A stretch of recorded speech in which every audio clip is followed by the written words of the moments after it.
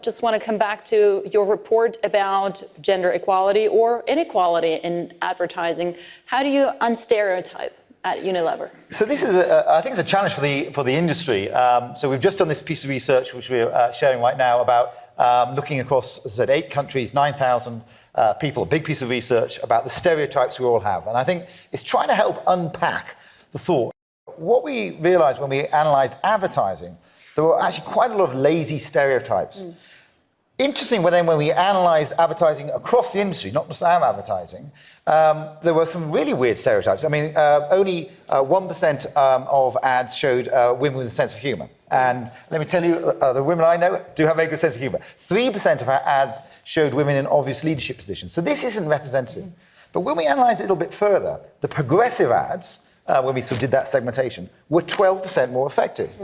Well, well, of course it would be. If you produce advertising that people can identify with and aspire to, they're going to be more engaging. So we did, first of all, with our advertising agency, so we connected with Maurice and his team, for example, and then also with our 5,500 marketers.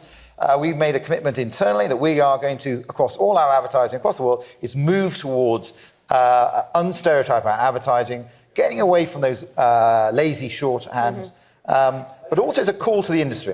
Lynn, you're quite passionate about this. Your last word on this? So I was very fortunate. I grew up in Silicon Valley, the 4th of 4 girls. My dad was a rocket scientist at NASA Ames Research Center. So he would take me out of school and I'd spend the days as a 10, 11, 12-year-old roaming the halls of NASA, being part of the launch, seeing the excitement of engineering. And so when I went to Stanford and got my engineering degree, I thought, of course, a girl or a woman can be an engineer. And so we are so passionate. I'm personally very passionate. I have a 7-month-old. I want to have her, and I want to give her the same opportunity that I have in terms of engineering. So it's not only about equality of advancement, equality of opportunity, and equal pay. It's also building the pipeline and really encouraging girls to code. You know, we joke that her first words are not going to be mommy or daddy, but it's going to be Alexa. Maurice, unstereotyping sounds really great, well and good. Can it be done in advertising?